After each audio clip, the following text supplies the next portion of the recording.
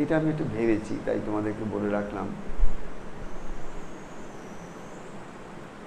চেষ্টা খালি একটাই তোমাদের প্রত্যেকের কাছে, দৈনন্দিন জীবনে যথাসাধ্য সব রকম এক্সপেকটেশনসগুলোকে ঠাকুরের চরণে দিয়ে নিজের কর্মটাকে খুব খেয়াল করে করতে থাকা।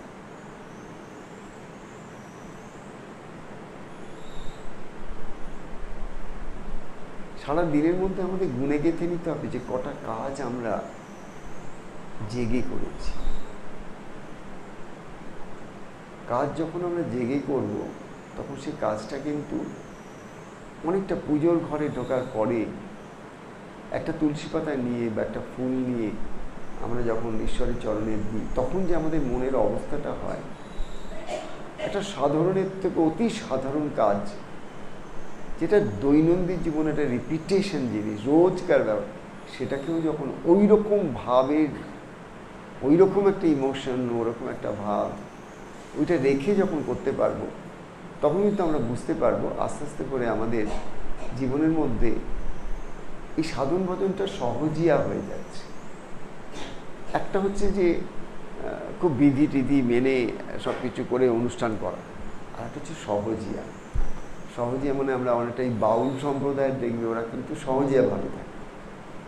সহজিয়াটা হচ্ছে এমন যে তোমার জীবনের সঙ্গে আধ্যাত্ম ব্যাপারটা যেন হিরে মিলে যাচ্ছে। ওটা যেন আলাদা সময়, আলাদা একটা ব্যবস্থা, আলাদা একটা স্থান, আলাদা একটা রিচুয়ালস, কোনো দরকার হচ্ছে না। তুমি যা করছো ওই একই জিনিস রোজই করছো, রোজই করো, কিন্তু নিজেকে তুমি জিজ্ঞাসা করো তো যে তুমি কি আজকে ঠিক সেইভাবেই করলে যেভাবে গতকাল করেছিলে, কি তার আগের দিন করেছিলে, কি তার আগের দিন, বা এমন একটা কোনো পরিস্থিতি হঠাৎ করে তোমার সামনে এসে পড়লো যেটা আগে তুমি একভাবে হ্যান্ডেল করেছিলে, আজকে কি তুমি তোমার মনের যে চিন্তা ভাবনার প্রেক্ষাপটে তুমি ওটাকে দেখছো, সেটা কি একই রয়েছে না পাল্টেছে? এই যে প্রত্যেক দিন নিজেকে বারবার একটা টেস্টের মধ্যে রাখা, যে আমি কোনটা কি ভাব নিয়ে করছি। তার কারণ ভাবগ্রাহী মধুসূদন কেবল আমাদের ভাবটুকুই গ্রহণ করেন। ওই জন্য তুমি যা খেতে দাও তাকে সব পড়ে থাকে। আমরা ঈশ্বরকে যা খেতে দিই সব কিন্তু পড়ে থাকে, কিন্তু তাহলে তিনি কি খান? তিনি কি খান? তিনি একটাই জিনিস খান, আমরা যে ভাব নিয়ে তাকে ওটাকে অর্পণ করছি সেই ভাবটুকুই তিনি গ্রহণ করেন, বাদ বাকিটুকু আমরা গ্রহণ করি প্রসাদ জ্ঞানে। তাহলে আমাদের কাছ থেকে তিনি কোন জিনিসটা নিচ্ছেন, যার পরিপ্রেক্ষিতে কোথাও গিয়ে তিনি ভোগ নেন, কোথাও তিনি ভোগ হয়তো করবেন। তো কারুর কাছে যদি ভোগ নেন, কেন নেন? কি এমন এক্সট্রা আছে তার কাছে? এক্সট্রা আছে তার ভাব। যতক্ষণ না পর্যন্ত আমরা শিশুর মতন সরল হতে পারছি এবং সহজ হতে পারছি, এবং আমাদের বিশ্বাসের মধ্যে ওই সরল সহজ একটা বিশ্বাস আসছে, ততক্ষণ পর্যন্ত আমাদের চেষ্টা জারি রাখতে হবে যে আমরা আজকে তো আমরা অ্যাডাল্টস হয়ে গেছি, বড় হয়ে গেছি, বয়স হয়ে গেছে, আমাদের চিন্তা ভাবনাগুলো অনেক পাল্টে গেছে। আমরা তো আর শিশুর মতন সহজ সরল থাকতে পারি না, ইচ্ছে করলেও তো পারি না। কিন্তু চেষ্টা যে আমরা শিশুর মতন সহজ সরলভাবে অ্যাটলিস্ট ঈশ্বরের সঙ্গে কমিউনিকেট করব। সেখানে আমাদের এমন একটা ভাব হবে যে আমি দিচ্ছি, তুমি খাচ্ছ। এই আরোপটা যত বেশি হবে একটু একটু করে, তত তোমার দৈনন্দিন জীবনটায় একটু একটু করে প্রত্যেকটা ছোট ছোট কর্ম উপাসনা হয়ে যাবে। আর যতক্ষণ না তোমার একই দৈনন্দিন জীবনের মধ্যে তোমার কর্মটা উপাসনার দিকে চলে যাচ্ছে, ততদিন পর্যন্ত তুমি কিন্তু সহজই হও। তোমার কাছে আধ্যাত্ম বিজ্ঞানটা এখন একটা জটিল তত্ত্ব আছে। যখন তুমি দেখলে যে হ্যাঁ, এখন কিন্তু আমি সব কিছুর মধ্যেই তাকে স্মরণ রাখতে পারছি, আমার ভেতরটার মধ্যে তিনি বসে আমাকে কি বলছেন একটু খেয়াল রাখতে পারছি, তিনি আমার চোখ দিয়ে কখনো কখনো দেখেন, কিভাবে দেখছেন খেয়াল রাখতে পারছি, তিনি কখনো কখনো আমার কান দিয়ে শোনেন, আচ্ছা সেটা কীরকম। এই যে যোগগুলো প্রত্যেকটা আমার প্রত্যেকটা ইন্দ্রিয়ের সঙ্গে আমার আমির যোগ, এই এই প্রত্যেকটা ইন্দ্রিয়ের সঙ্গে আমার আমিকে দিয়ে যুক্ত হয়ে তাকে দেখা, তখন আমার আমিটার মধ্যে যে একটা কি বলবো, একটা ইগোসেন্ট্রিক ব্যাপার আছে, ওটা একটু একটু করে সরবে। উদ্দেশ্য তো একটাই, যে যেটা ঠাকুর বলতেন না, যে আমি মোলে ঘুচিবে জঞ্জাল, আমি মোলে ঘুচিবে জঞ্জাল। যে আমির মধ্যে ইগো আছে সেই আমির মরলে আমি তো চিরন্তন শাশ্বত, আমার তো মৃত্যু নেই, আমি সেটা চিরন্তন শাশ্বত। কিন্তু আর একটা আমি আছে, যে আমিটার মৃত্যু দরকার, সে আমিটা হচ্ছে আমার ইগো, সে আমিটা আমার অহংকার, সে আমিটা আমার অভিমান।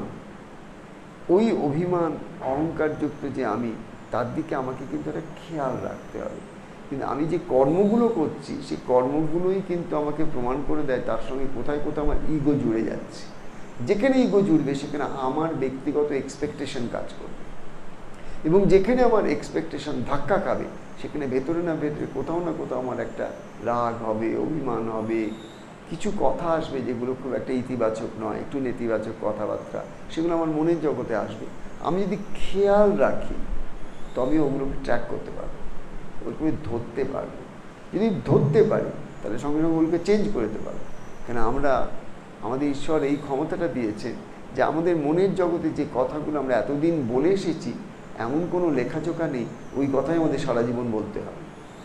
আমরা যেভাবে কথা বলি, সে কথা বলার ধরনটাকে আমরা পাল্টে দিতে পারি। আমরা যেভাবে দেখি, সে দেখার ধরনটাকে পাল্টে দিতে পারি।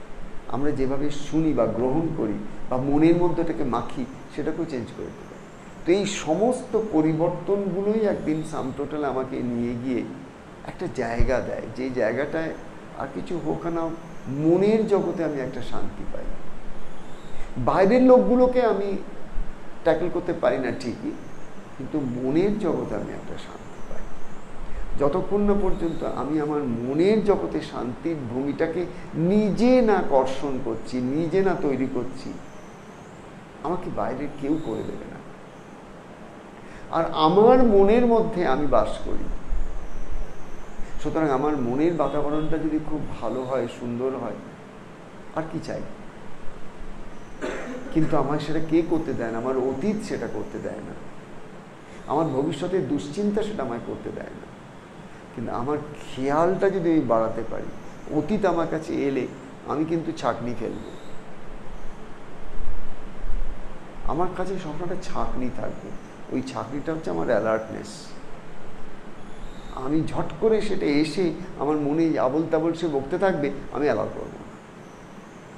যেমন আমার ঘরের মধ্যে যে আসবে, আমি তো দেখে তাকে ঢোকাই, ঢুকিয়ে সে যদি আবল তাবল বলে, তাতে আমি বলতেই পারি আমি এই প্রসঙ্গে কথা বলো না, আমার ভালো লাগে না আজকাল, আমরা অন্য কোনো প্রসঙ্গে কথা বলি। ঠিক তেমনি তুমি তোমার মনকে বললে এই প্রসঙ্গে কথা বলো না, তুমি একটু অন্য প্রসঙ্গে কথা বলো, এসো আমরা একটু অন্য প্রসঙ্গে কথা বলি। মানে তুমি তোমার মনের সঙ্গী হয়ে, বন্ধু হয়ে, মিত্র হয়ে তুমি তাকে একটু উচ্চ কোনো ভালো জিনিসের পথ দেখাচ্ছ। এটা হচ্ছে তোমার ঘরে বসে সাধনা।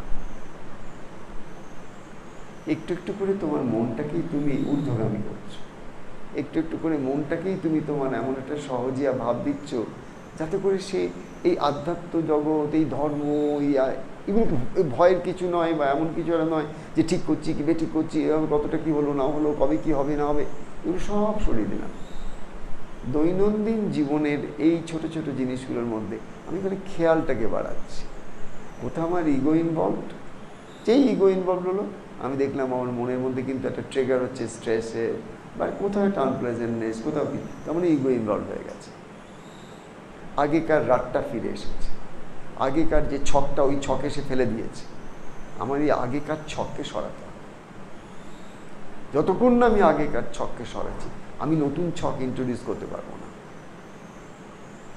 আর এই আগের ছককে সরিয়ে নতুন ছকে যত বার দেব, নতুন একটা চিন্তা, নতুন একটা খোরাক, নতুন একটা কোনো একটা মাপ, ততক্ষণ পর্যন্ত আমার মন কিছুতেই পাল্টাবে না।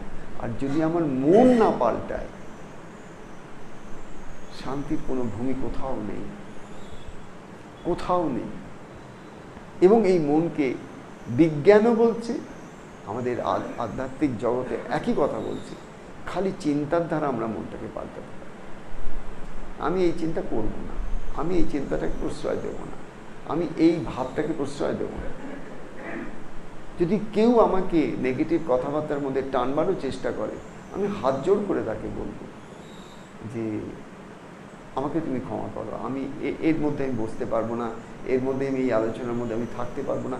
কারণ তুমি তোমার কর্ম নষ্ট করছো, তোমার কর্ম তুমি নষ্ট করো, আমি তোমাকে বাধা দিতে পারি না, সে অধিকার আমার নেই। আর তোমাকে বিচার করার অধিকারও আমার নেই।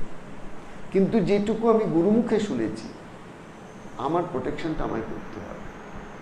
আমার চারা গাছ, ছোট ছোট 2-4টে কুচি পাতা বেরিয়েছে, এখনই যদি আমি কোনো রকম কোনো ঘেরবার না করে, কোনো বেড়া না দিয়ে এটাকে খোলা মাঠে রেখে দিই, তো যখন তখন যে কেউ সে খেয়ে চলে যাবে, তখন আমি তো আর বাড়তে পারলাম না। সুতরাং আমার যে কষ্ট করে অ্যালার্ট হয়ে সাধন করে উপাসনা করে এত করে আমার মনের যে সুন্দর ভাবগুলো তৈরি করছি, একজনের সঙ্গে বসলাম, সেই ঘানের করে না তার নিজের জীবনে যত নেগেটিভিটি সব আমাকে ঢেলে দিয়ে চলে গেল, আমি তারপরে চিৎকার চেঁচামেচি করছি মনের জগতে। নো, আমাকে ভাবতে হবে আমার চারা গাছ, আমাকে ভাবতে হবে আমার 2-4টে ছোটো ছোটো হারা ভাড়া একটু পাতা বেরোচ্ছে, একটু ছোট ছোট। এই সময়টা কি আমাকে ভীষণ খেয়াল রাখতে। গাছ বড় হয়ে গেলে হাতি বেঁধে দাও, কিচ্ছু হবে না গাছ। কিন্তু গাছ যখন চারা থাকবে তখন তোমাকে ফেন্সিং করতেই হবে। ঠিক তেমনি আমাদের প্রত্যেকের জীবনে আমাদের গাছগুলো যতদিন চারা আছে, মানে আমাদের চিন্তা ভাবনার মধ্যে ঈশ্বরের যে লাগামটা সেটা যতদিন ঢিলে আছে, ততদিন আমাদের একটুখানি কিন্তু চারা গাছ ভেবে একটু সাবধানে থাকতে। আমাদের খাওয়া, পড়া, শোনা, বলা সব কিছুর মধ্যে দিয়েই আমার চারা গাছটা নষ্ট হতে পারে। আমি কি সঙ্গ করছি, আমি কি শুনছি, আমি কি বলছি, আমার মনের মধ্যে আমি কি বলছি, আমার মুখ দিয়ে আমি কি বলছি, এই সব কিছুই কিন্তু নির্ধারিত করছে যে আমার মনের বাতাবরণটা, পরিমণ্ডলটা কেমন হতে পারে। আর আমার মনের পরিমণ্ডল যদি আমার শরীরের সুস্থতা অসুস্থতা, আমার শরীরের ভার ও মন্দ সব কিছু, রোগ ভোগ শোক তাপ সব ওটার, দ্যাট বিং দি কেস, বাড়িতেই তোমরা কিন্তু সংসারেই যেখানে আছো, যে পরিবেশে আছো, ওই পরিবেশটাকেই তোমার সাধনার একটা কর্মভূমি, ধর্মভূমি, যে ভূমি ভাবো করে নাও। লিস্ট এক্সপেকটেশন যে আমি এগুলো করছি তাহলে নিশ্চয়ই আমার থেকে এটা হতে পারে, আমি যদি এটা করছি এর থেকে আমার ওটা হতে পারে, ওর তো হয়েছে তাহলে আমার হলো না কেন, তো আমি এতদিন ধরে সাধনা করছি তাহলে আমার তো কিছু ম্যানিফেস্টেশন হওয়া দরকার, আমার তো কিছু বোঝা দরকার। ছেড়ে দাও এগুলো, কিছু বোঝা দরকার নেই, তুমি করতে থাকো না। ভুলে যেও না তোমার অন্যান্য সংস্কারগুলো কত পুরানো, আর তুমি যে নতুন সংস্কারটা তৈরি করছো সেটা কত নতুন। তোমার এই পুরনো সংস্কারটাকে পুরো সরিয়ে দিয়ে একটা নতুন সংস্কার যদি নিজের জায়গায় আবার বসতে চায়, তাকেও তো সময় দিতে হবে, তাকেও তো ধৈর্য ধরে একটা অবকাশ দিতে হবে যে হ্যাঁ তুমি তোমার কাজ করো। তো আমার পুরনোটাকে সরিয়ে আমি যদি একটা নতুন প্রোগ্রামকে ইনস্টল করতে চাই, তাহলে কিন্তু আমাকে ধৈর্য ধরতে হবে এবং আমাকে আমার মনের সঙ্গে যে কথোপকথন সেটার মধ্যে একটা কোথাও যেন একটা সুন্দর একটা মিত্রতা আনতে হবে, একটা বন্ধুত্ব আনতে হবে। আমি যেন ওকে যেন বারবার বড্ড বেশি রিপ্রেশনে না নিয়ে যাই, ওকে দমন করার চেষ্টা, মানে কন্ট্রোল করার না চেষ্টা করি। মনকে কন্ট্রোল করার দরকার নেই। আমরা দেখো এইটা বোঝাও, এটা এটাই তুমি মনকে বুঝিয়ে দাও, দেখবে ও বুঝবে, কিন্তু দমন করার চেষ্টা নেই। এই যত তুমি তোমার মনের সঙ্গে কথা বলছো, একটু একটু করে আনপ্লেজেন্ট নেগেটিভ থটসগুলোকে একটু প্লেজেন্ট পজিটিভে নিয়ে যাচ্ছ, নিজের মধ্যে যত করো না তত ঠাকুরকে কৃতজ্ঞতা জানাও। দেখো তোমার আশীর্বাদে কিন্তু আজকাল আমি পাচ্ছি। যেমন একটা বাচ্চা ছেলেকে তুমি যত এনকারেজ করবে তত যেমন ইমপ্রুভ করে, ঠিক তেমনি তোমার মনটাও তোমার একটা বাচ্চা শিশুর মতো। ও যদি দুটো নেগেটিভকে আজকে যদি পজিটিভ করতে পারে, তাহলে ওকে অনেক পেট ঠুকতে হবে। কিন্তু তোমাকে অ্যাপ্রিসিয়েট করতেই হবে তোমার নিজের মনকে, যে তুমি এটা পেরেছো, এতদিন তো পারোনি, তাহলে আজকে কি করে পারবে। যেই তুমি তোমার মনকে বারবার বলবে এতদিন তো পারোনি, আজকে কি করে পারলে, তখন ও মন ভাবে দেখেছো অ্যাটলিস্ট আমাকে তো একটা রিকগনিশন দিল। কেউ বাইরের লোক জানতে পারলো না, চুপি চুপি চুপি চুপি তুমি তোমার ভেতরে একটু একটু করে এগিয়ে যাচ্ছ। এইটা হচ্ছে আমি যেটুকু বুঝেছি, এগুলো হচ্ছে সহজ সরল উপায়। কেন at the end of the day change your mind and change your world. Your world is your mind. So any change that you incorporate into your world, I mean your mind, it reflects in the world. কেন আমরা মাইন্ডটাকে mirror করি, আমাদের মাইন্ডের মধ্যে যেটাই থাকে সেটাকে আমরা বাইরে দেখি। আমরা যখন খুব একটা সুন্দর পরিবেশে যাই আর সব কিছু সেখানে ভীষণ সুন্দর, আমাদের মনটা অদ্ভুত হয়ে যায়, তখন যা দেখি তাই ভালো দেখি। তার মানে কি, আমাদের মনটা তখন ভালো আছে। ভালো মন যা দেখে সব ভালো দেখে। ওই একই মন কোনো কারণে যদি তার যদি কোনো একটা দুঃখ হয়েছে, ব্যথা হয়েছে, কোনো একটা কষ্ট হচ্ছে, তার তখন যা দেখে কোনো কিছুর মধ্যে সে ভালো কিছু দেখতে পায় না, রস পায় না। তাহলে বাইরে যেটা দেখলাম সেটা সত্য না আমার মনের অবস্থাটা সত্য? আমার মনের অবস্থাটাই সত্য। সুতরাং সর্বদা আমাকে খেয়াল রাখতে হবে।